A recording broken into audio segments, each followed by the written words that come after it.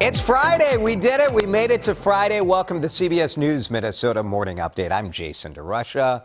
Nice to have you with us. I know what you're thinking. Jason, it's Friday. What are you doing at work? Seems like it's been a while. Like I haven't been here for a Friday.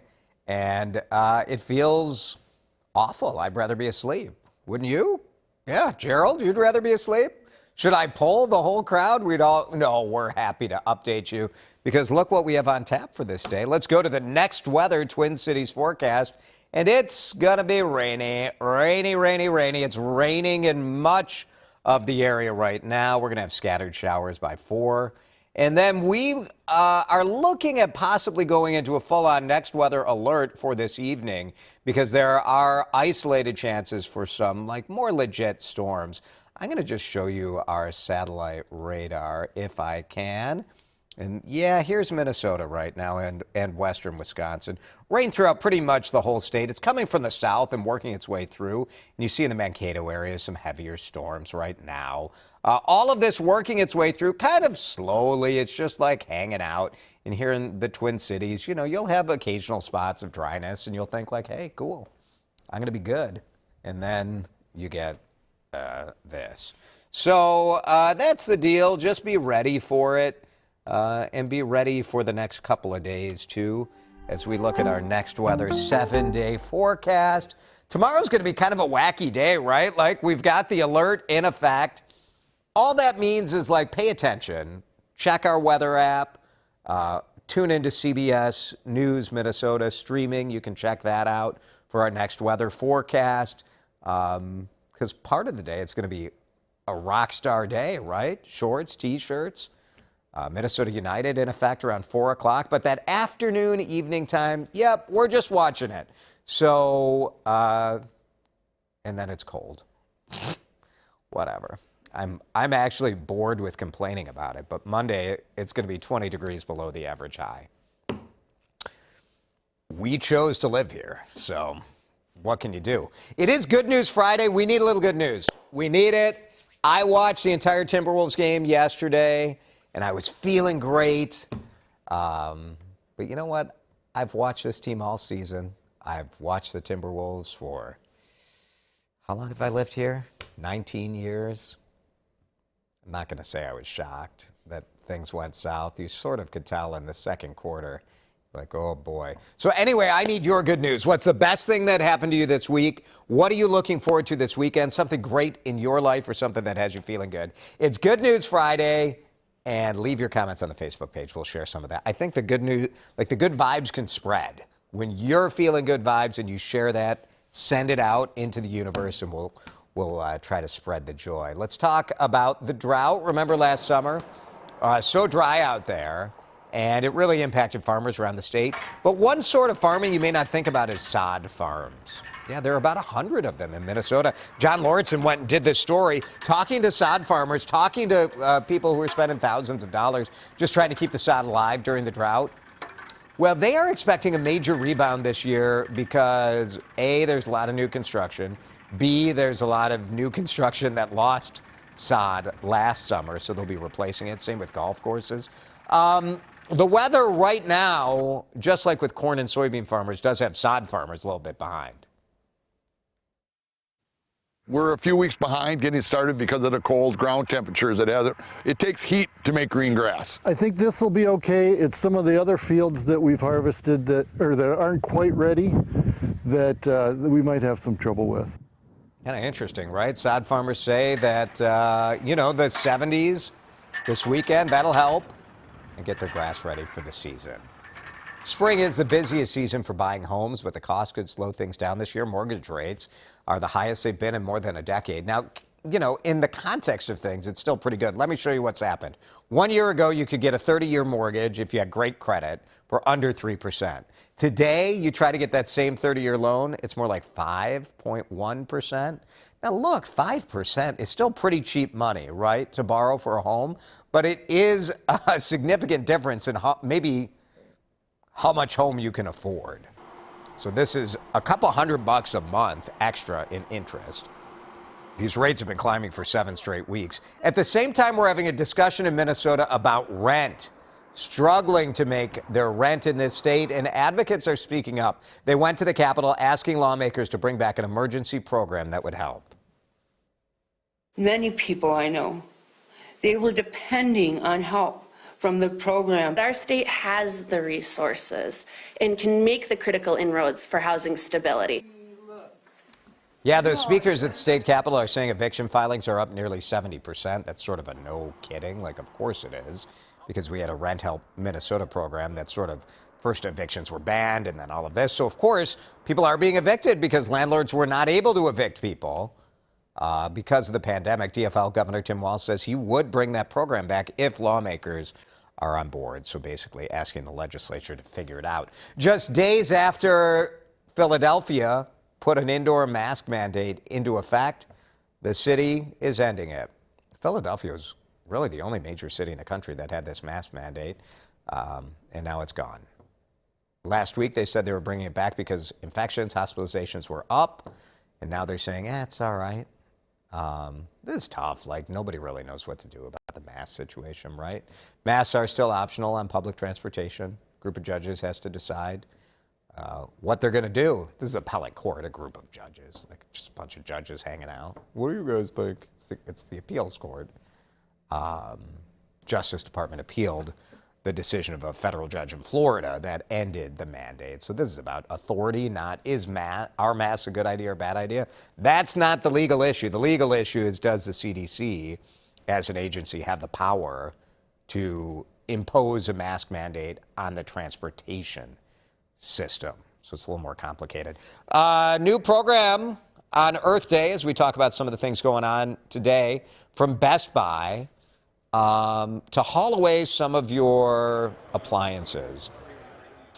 So this is kind of interesting. You pay $200. Best Buy will show up. They'll take away 2 big appliances. So maybe, like, a lot of us have like that kind of old refrigerator in your garage, or you got the desktop computer in your basement storage spot.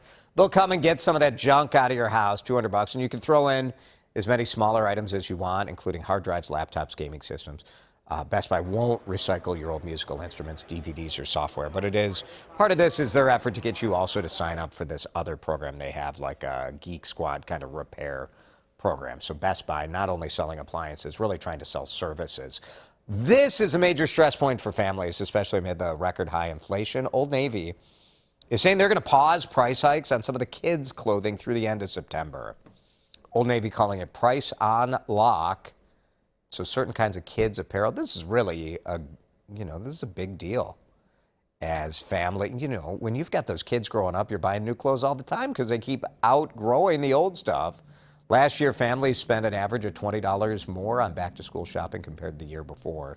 So with inflation on so many other things, kind of a smart business move by Old Navy, trying to get people to come get their kids' clothes there. Elon Musk says he's lined up the money to buy Twitter. A lot of people thought, like, all right, Elon, like, you're rich, but a lot of this is stock.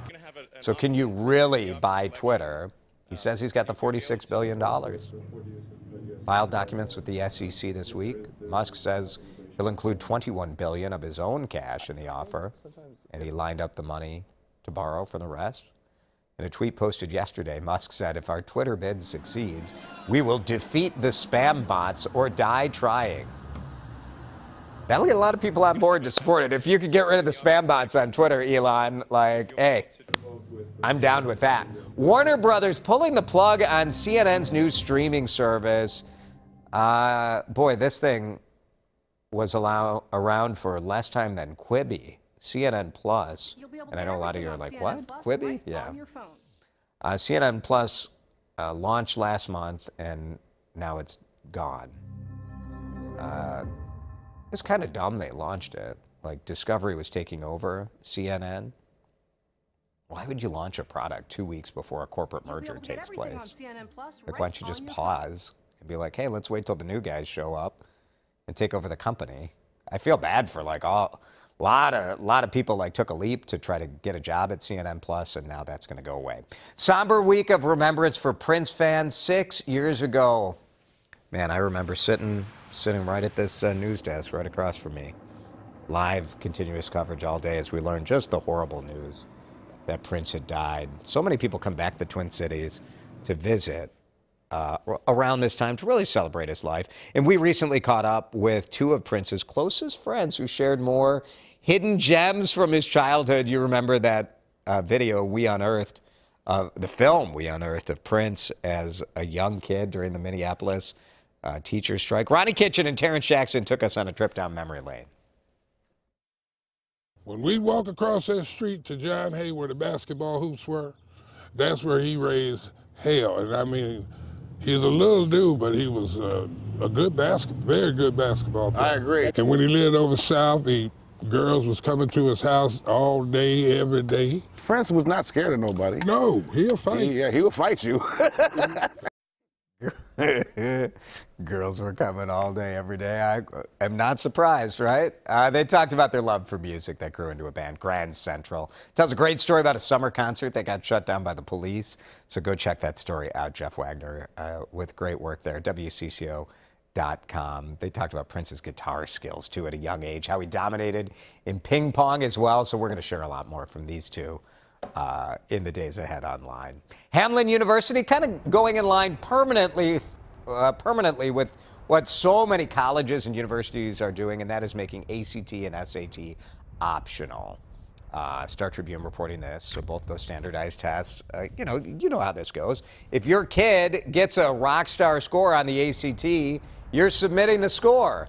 If your kid has good grades and good extracurriculars and tanks the ACT, you don't submit it.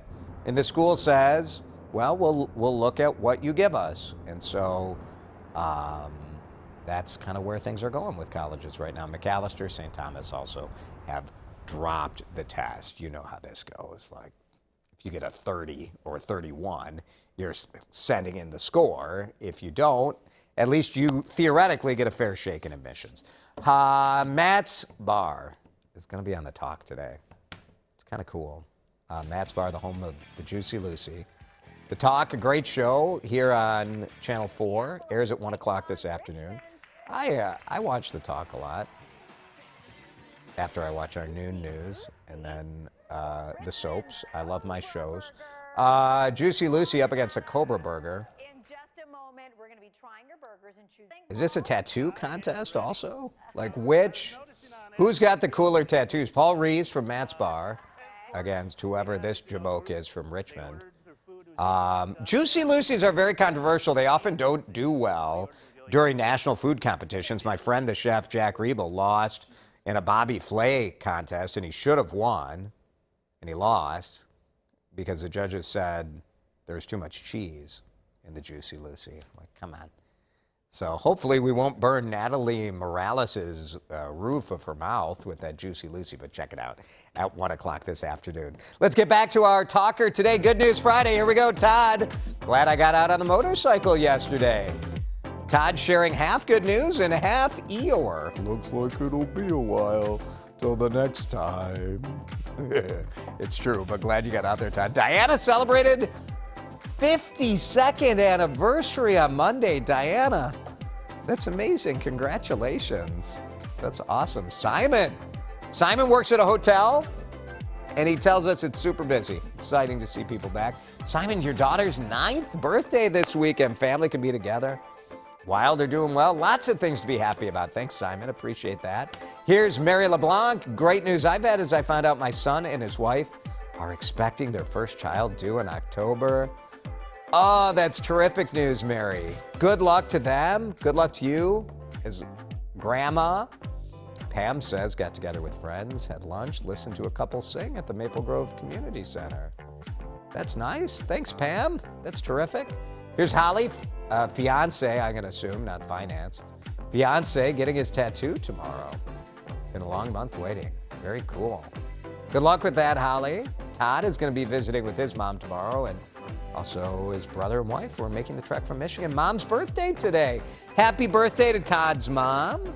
Thanks, everybody, for sharing your good news. I appreciate that. And we hope you have a terrific weekend. We'll do this again on Monday. Same time, same place. CBS News Minnesota Morning Update. Thanks for hanging out with us.